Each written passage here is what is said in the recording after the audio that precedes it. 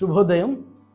క్రీస్తు యేసునందు ప్రియమైన దేవుని బిడ్డలారా, సజీవుడు పునరుద్ధానుడైన యేసు క్రీస్తు యొక్క పరిశుద్ధ నామంలో మీ అందరికి కూడా ఉదయకాల శుభాలు తెలియజేస్తున్నాను.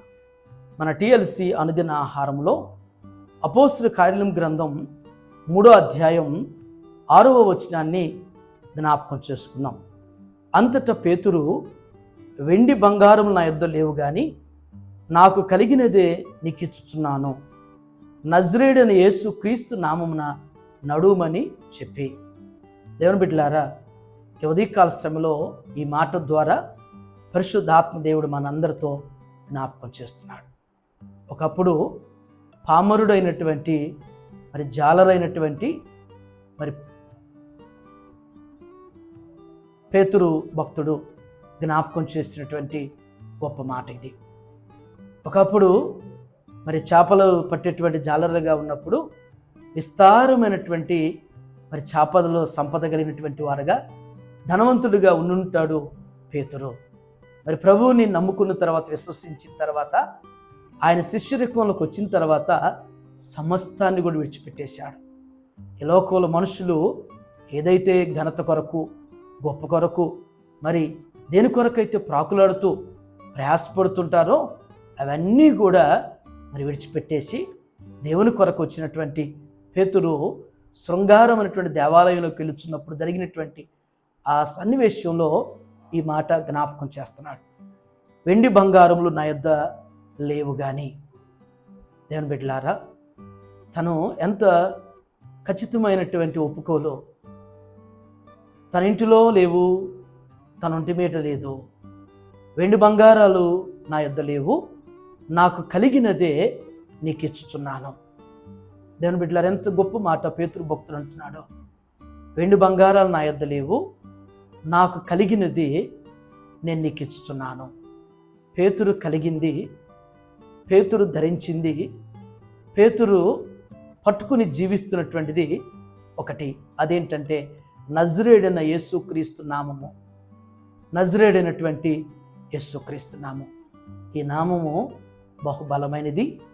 ఈ నామము శ్రేష్టత కలిగింది. ఈ నామము అద్భుతమైనటువంటి కార్యాలు అనుగ్రహించగలిగినటువంటిది. ఈ ఉదయం దేవుని బిడ్డలారా, పేతురు దగ్గర వెండి బంగారాలు లేవు కానీ ఆయన కలిగింది, ఆయన ధరించింది, ఆయన చెద్దబుచ్చుకుంది, ఆయనను దేవుడు బలంగా వాడుకున్నటువంటి నామం నజరేయుడైనటువంటి యేసుక్రీస్తు నామం. ఈ నామం నువ్వు ధరించావా? ఈ నామం నీవు కలిగి ఉన్నావా? ఈ నామాన్ని నీవు ఒప్పుకోగలుగుతున్నావా? ఈ నామాన్ని నీ చుట్టుప్రక్కల ఉన్నటువంటి వారికి ప్రచురపరచగలుగుతున్నామో లేదో వ్యక్తిగతంగా చిన్న స్వపరీక్ష. ఒకవేళ ఇప్పటికీ కూడా ఈ నామాన్ని నీవు ఒప్పుకోకపోతే, ఈ నామాన్ని నువ్వు ధరించకపోతే, ఈ నామాన్ని నీవు అంగీకరించకపోతే, ఈ క్షణమే, ఈ సమయంలోనే నజరేయుడైన యేసుక్రీస్తు నామాన్ని ఒప్పుకో. గొప్ప మేళ్ళు నీ జీవితంలో చూస్తా. గొప్ప కార్యాల్లో, గొప్ప విజయాన్ని నీ జీవితంలో, నీ కుటుంబంలో నీవు అనుభవించగలుగుతావు.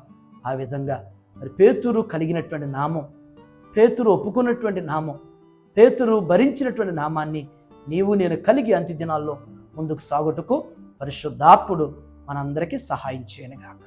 ఆమేన్. ప్రార్థన చేసుకుందాం. మమ్మల్ని మిక్కిలిగా ప్రేమించిన మా ప్రియ ప్రభువా, ఈ పరిశుద్ధమైన నామానికి వందనాలు చెల్లిస్తున్నాం.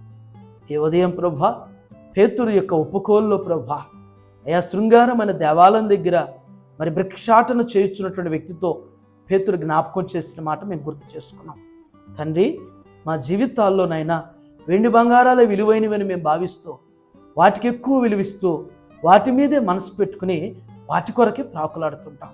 వాటికంటే విలువైనటువంటిది, విశిష్టమైంది, ఇహ పరలోకానికి మార్గాన్ని సరళం చేసేటువంటి మీ నామంని ప్రభువా మేము ధరించిన వారుగా, భరించిన వారుగా, ఒప్పుకున్న వారుగా, ప్రచురపరిచేటువంటి వారుగా, పేతురు వలె జీవించేటువంటి కృప మా అందరికీ మీరు దయచేయండి. యేసు నామంలో సమస్తం కలుగుతాయి. యేసు నామంలో సమృద్ధి ఉన్నది.